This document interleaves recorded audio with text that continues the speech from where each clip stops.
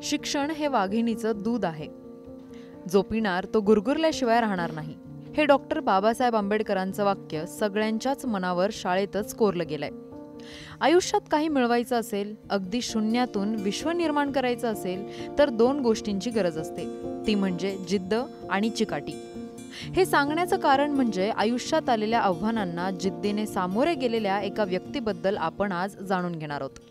या व्यक्तीने आयुष्याच्या सुरुवातीच्या टप्प्यात रॉकेलच्या कंदिलाखाली अभ्यास केला. आज ती व्यक्ती शिक्षणाचं माहेरघर म्हणून ओळखल्या जाणाऱ्या पुण्यातील सावित्रीबाई फुले विद्यापीठाची कुलगुरू झालीय. ते कोण आहेत आणि त्यांचा प्रवास कसा राहिलाय हे सगळं या व्हिडिओच्या माध्यमातून आपण जाणून घेणार आहोत.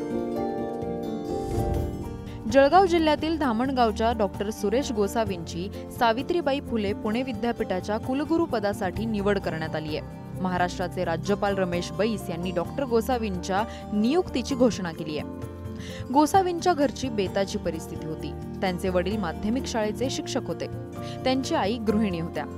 अशी परिस्थिती असताना त्यांच्या आई वडिलांनी 3 मुलांना उच्च शिक्षण देत मोठं केलं.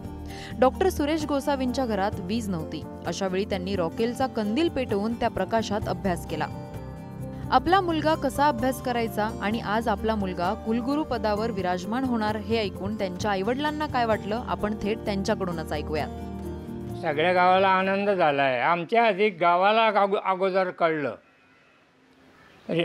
रेडिओवरती, टी व्हीवरती, आणि ते आम्हाला सांगायला आलं की अशी अशी गोष्ट घडली. आणि नंतर मग मुलाचा फोन आला मागून.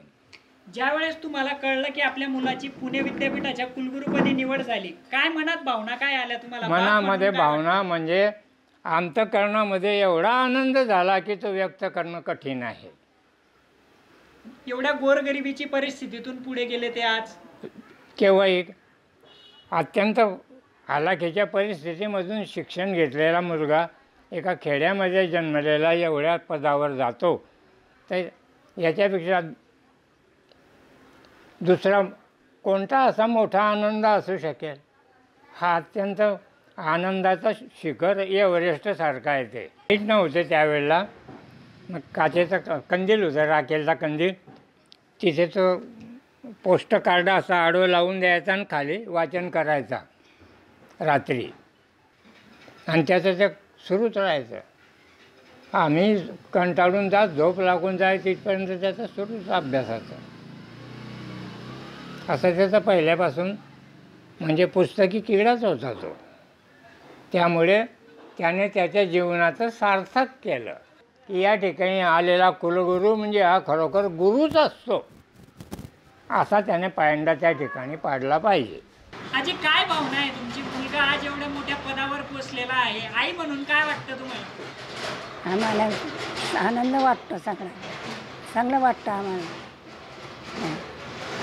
जेव्हा ही बातमी कळाली तेव्हा काय मनात काय विचार आले होते? मनात काहीच विचार नव्हता. मनामध्ये असं होता की बा मोठ्या जागेवर गेला, तर धडपड केली, मोठ्या जागेवर गेला, कोसवर गेला. हा तर आमचा गरिबाचा मुलगा होता, तो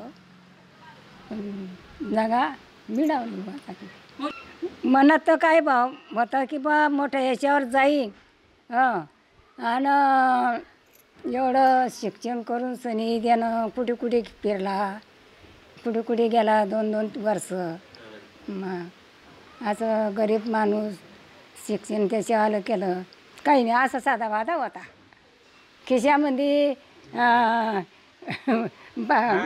10वी भाकर घे खाय, असं होतं.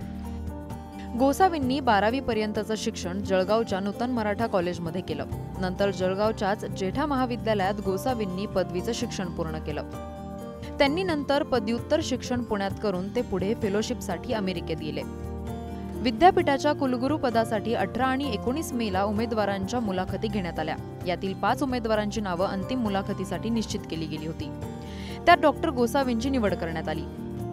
डॉक्टर गोसावींच्या प्रवासाबद्दल तुम्हाला काय वाटलं हे आम्हाला कमेंट करून नक्की सांगा. त्यासोबतच मुंबई तक या YouTube चॅनलला सबस्क्राईब करायला मात्र अजिबात विसरू नका. धन्यवाद.